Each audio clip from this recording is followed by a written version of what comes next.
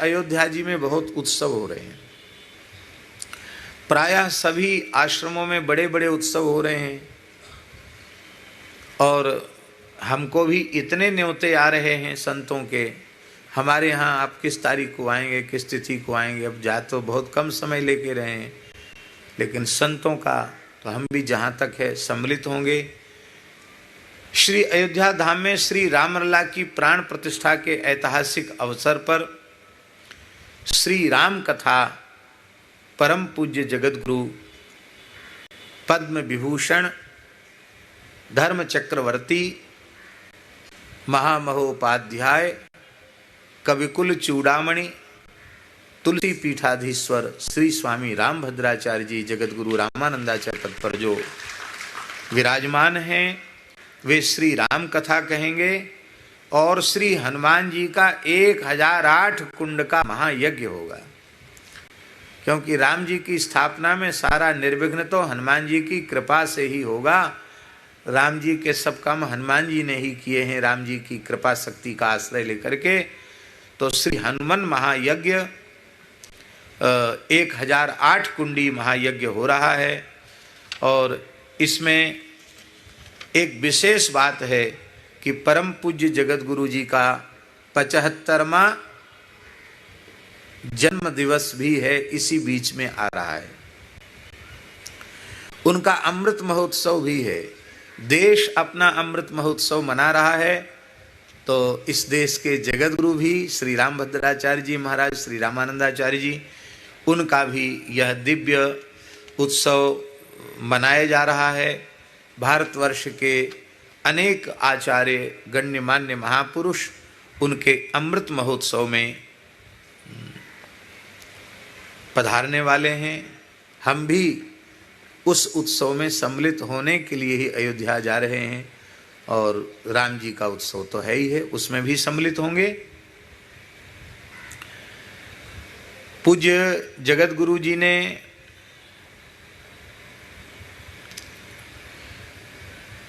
दो 240 से अधिक ग्रंथों की रचना की है और साहित्य अकादमी से लेकर पद्म विभूषण तक की भी यात्रा उन्होंने की है। पूरे विश्व में पहला दिव्यांग विश्वविद्यालय उन्होंने स्थापित किया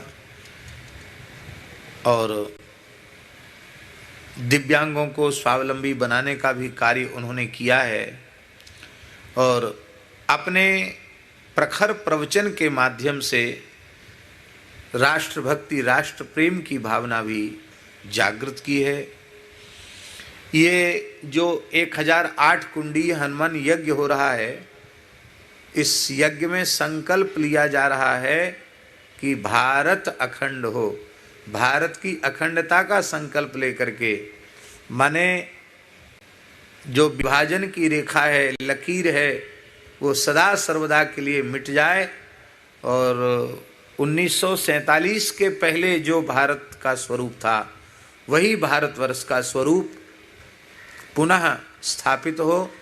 अखंड भारत के लिए इस प्रकार का भाव लेकर के यज्ञ किया जा रहा है। आचार्य श्री का अमृत महोत्सव है, 14 जनवरी को विशेष कार्यक्रम है। उस दिन 75,000 दीपों द्वारा अमृत महोत्सव का चित्रण किया जाएगा और बधाई गायन पद्मश्री मालिनी अवस्थी के द्वारा होगा। 75 नदियों और 75 तीर्थों के जल और रज के द्वारा जगत गुरु जी का अभिषेक होगा और 75 ग्रंथों में से 30 का लोकार्पण होगा और इस प्रकार से बहुत कुछ विशाल उत्सव का आयोजन हो रहा है। तो हम स्वयं तो उपस्थित उसमें होंगे ही, यथा समय आप सब लोगों को भी हमारा आग्रह है कि जो जो अयोध्या जी पधारें, अवश्य उस उत्सव में सम्मिलित हुएं।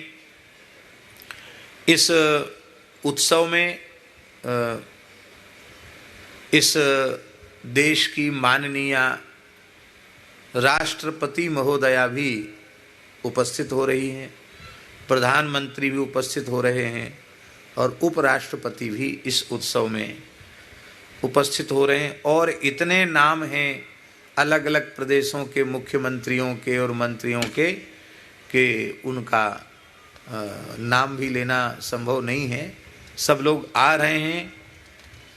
संघ प्रमुख श्री मोहन भागवत जी वे भी इस उत्सव में पहुंच रहे हैं और संघ सरकार्यवाहक दत्तात्रेय होसवले जी भी पहुंच रहे हैं।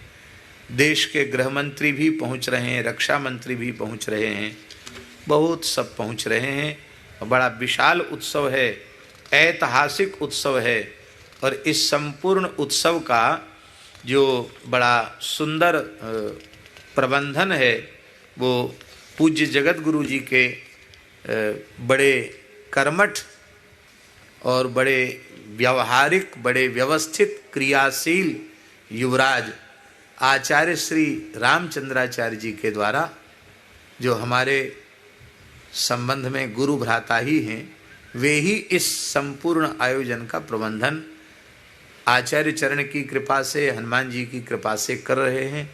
खूब खूब हमारी मंगल कामना। और आजकल तो ये आधुनिक विज्ञान ऐसा चल गया कि इसके माध्यम से घर बैठे भी सब कुछ देखने को मिल सकता है, मिल जाता है। तो आप लोग जो झलकियाँ दर्शन करना चाहेंगे तो आधुनिक विज्ञान के माध्यम से भी आपको उसका अनुभव करने का सौभाग्य मिलेगा। श्री अयोध्यानाथ भगवान की। तो आप सब लोग 22 तारीख को तो भूलेंगे नहीं ना, सब उत्सव मनाएंगे, अपने अपने घर में उत्सव मनाएंगे। और मानस जी का पाठ है, हनुमान चालीसा का पाठ है, सुंदरकांड का पाठ है, संध्या काल में दीपदान है। तो ऐसा लगना चाहिए कि भारतवर्ष के घर घर में फिर से दिवाली आ गई है, फिर से दीपावली आ गई है। ऐसा सबको लगना चाहिए, पूरी दुनिया को लगना चाहिए, जहाँ जहाँ भारतीय हैं सबको ये करना चाहिए। और हम तो कहेंगे कि सच्चे राष्ट्रवादी भारतीय मुसलमान भाइयों को भी ये उत्सव मनाना चाहिए और ईसाइयों को भी उत्सव मनाना चाहिए और अन्य अन्य जो मतावलंबी हैं उनको मनाना चाहिए। जैन, बौद्ध और सिख ये अलग नहीं हैं, ये तो हिंदू धर्म के अविभाज्य अभिन्न अंग ही हैं। इन सबको तो उत्सव मनाना ही चाहिए, ये तो मनाएंगे ही। पर विशेष रूप में जो ईसाई बंधु हैं अथवा मुस्लिम बंधु हैं उन्हें भी,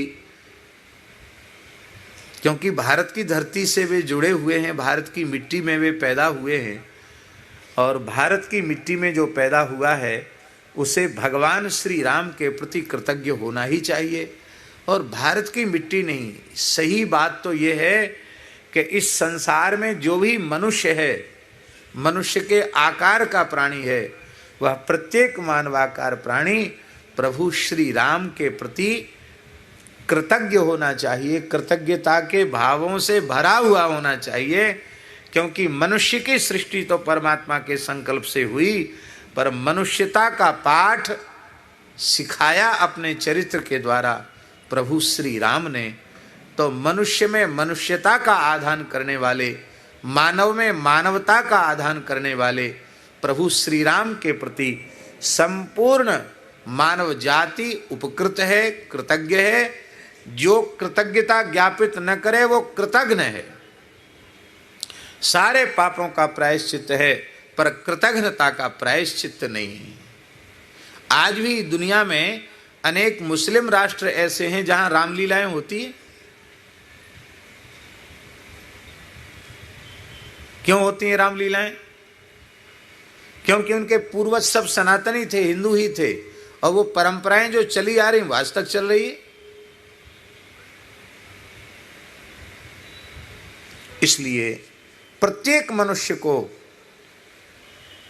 इस उत्सव में अपने हृदय के भाव, प्रसन्नता व्यक्त करनी चाहिए। इससे उसके जीवन की सफलता है।